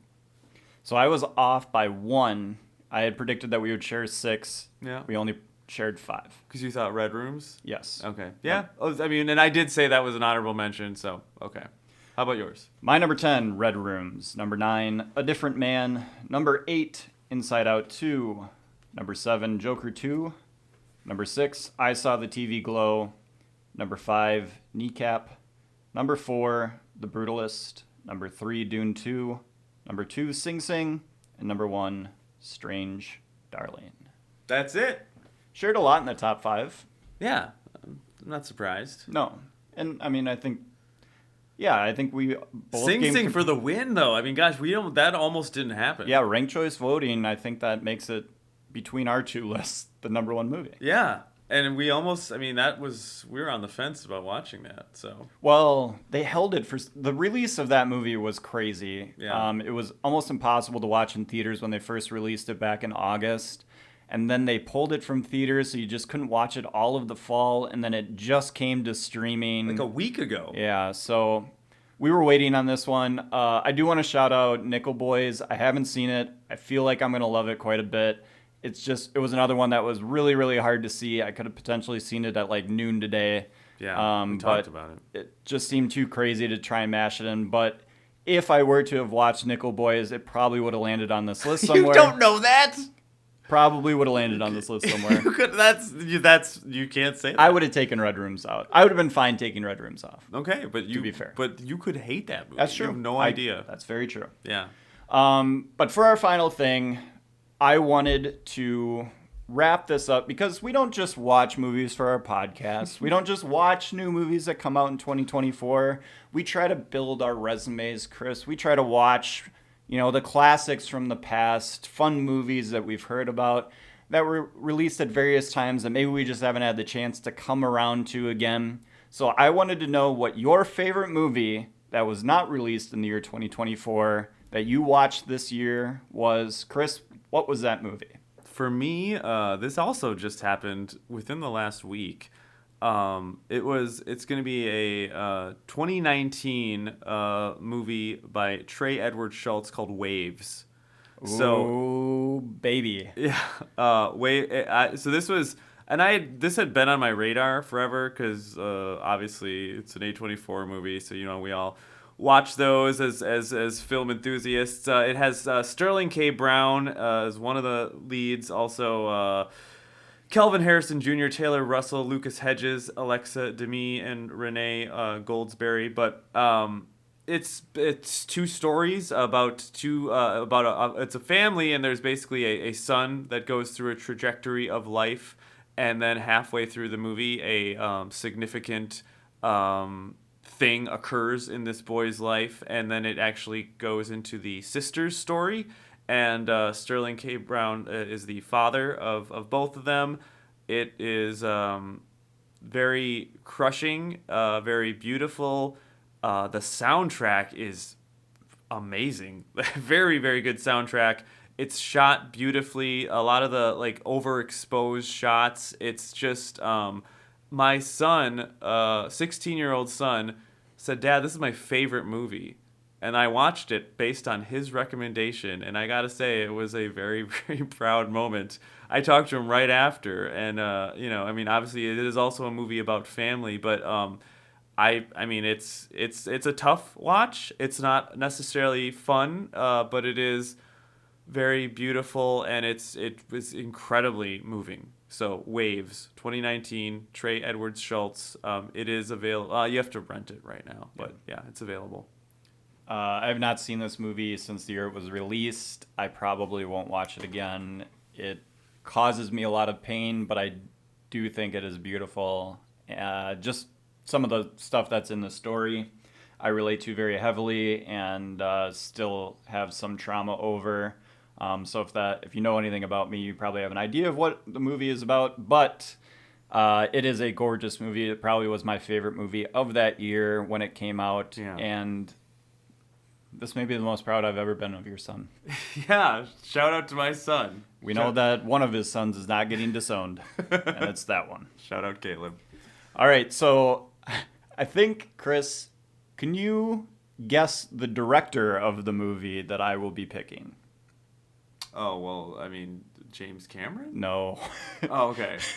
Okay, I was just looking at the wall. I see all these. So I had a choice of 3 movies, but all by the same filmmaker that I was going to pick because this was the year that I decided Christopher Nolan? To take my movie history to appreciate the masters. And this was the guy that I chose for this year. Fincher. And I have picked one of his movies. That is Terrence Malick, Oh yeah, the Malik stuff. And his movie that I selected is The Tree of Life. Okay. This is one of the most beautiful movies I've ever watched. Okay. I cannot describe with words what Malik is able to accomplish, what it made me feel. It's both vague in what it is showing you on the screen and the story that it's kind of telling, and also just personally devastating and uplifting in so many different ways. It's an incredible Brad Pitt performance, who's playing the father of the kid as he's going back into his childhood memories to try and grapple with the way he was raised, the way that his dad approached life, and how he tries to approach it differently. But again, as Malik often does, this movie is more than just the story that it's telling. It is telling you the story of life on Earth, how there's patterns to it. The way that we treat people, the way that we treat things is very similar. The way we wear them down, the way we sometimes build them back up. And it just, if you like this type of movie, it is going to speak to you in a way that no other movie quite speaks, because Malik is able, through visual storytelling, to just hit a part of your soul that you didn't know truly existed. Brad Pitt performance is incredible. Like I've said, Sean Penn is very moving and good in it. Two fantastic performances by the young versions of the actors that you see later on in the film. Hunter McCracken and Ty Sheridan. And then an incredible performance by Jessica Chastain, who is playing the wife of Brad Pitt's character, the mother of Sean Penn's character, who, I mean, you'll watch this movie and you'll think about your grandparents. You'll think about your parents and how they were raised and how you want to raise your kids and what it means to get old and watch your kids grow up. Some of them having your characteristics, some of them having your wife's characteristics or some other influences in their life, and how you're going to despise some of the things that you see shared in your kid that you know you have in yourself. And it makes you more angry at yourself, and the way you take that frustration out on the kid who is showing you the type of problems that you have with yourself. This movie will change your life. It changed my life. But again, you could also watch, it's one of those movies where you could watch it and feel nothing about it and think, oh, this is just artsy bullshit and I don't get it and I never want to see it again. This is a movie I will put on my calendar to watch once a year so that I can feel it all over again. As Nicolas Cage said, that's high praise. Yep. I watched a little bit of this when it came out, and that was a long time ago, and I just wasn't really, I wasn't ready for it. I think I was just like, what is this? There's dinosaurs, whatever. I didn't give it a chance. I don't think I watched much of it, but I will definitely watch it now. Yeah, so I watched, like I said, 3 Malik movies this year. His kind of 3 big ones, or maybe not the biggest ones, but Thin Red Line, which I also could have picked, which is one of the most beautiful war movies ever made, also one of the most brutal war movies. The way that he's able to marry the two is just, it's something that you just don't see in Vietnam movies especially, and just some incredible, incredible stuff. If you've never seen The Thin Red Line, and you like, Saving Private Ryan or Platoon or those types of movies, you have to throw The Thin Red Line into that grouping just to see a completely different approach to that type of movie. And then also The New World, which basically could just be a silent movie because you already know the story. It's just the Pocahontas story, and there's not a ton of dialogue. You can follow the story just by watching it, and the shots of nature that Malik is able to get. I mean, he's a master filmmaker. It's like watching the Planet Earth documentaries that everyone went crazy about when Blu-ray was starting to get big, and you're like, oh my gosh, the colors and the way that they're capturing what's really happening out there in the world that we don't often get to see. Malik is just doing that to be a part of a movie that is telling a completely different story, and you're like, but he got distracted because the way the wind goes through the leaves in a certain way, and he's like, hell yeah, dude, because that's what the movie's actually about. And I'm like, You get 'em, Terry. I mean, I'll have to check that out. Interesting stuff. Well, all right. So hopefully, you're if you are listening to this, you are getting some good recommendations. This will either be the most boring podcast of ours that you've ever listened to because you just don't care about the movies we were talking about, But or you it could be would- the best one. If you're still listening, and maybe you are, then it's probably not. We would love to hear from you. Write Yeah. in on Facebook. Tell us your top 10s. Anything that we top missed. 10, top 5, whatever you want. We'll respond back if we watched it and we just didn't shout it out in our honorable mentions or anything like that. But again, I mean, between us, we saw under 100 movies. There are so many more released in the year 2024. We would love to watch them, so put them up on our page. We'll have a post ready to go. And yeah, this was an indulgence for us, Chris, but it was a delightful indulgence. Absolutely. This is what it's all about. I thought it'd be more combative, but at the end, No. the beauty and harmony of tried. enjoying movies just swept over me. Tried and with the Beast and Honora. La Bête. La Bête, yeah. So hit me up on social media and call me pretentious for liking that. That's fine. But it was a lot of fun, and I've literally always wanted to do a top 10 podcast about movies. So here it is. It's done. It's been pressed. It's done. And on to 2025, where, hopefully... We've got a lot of fun things planned for you guys on the regular feed coming out. I think you're going to enjoy it. And thanks, Chris. Thanks, Luke.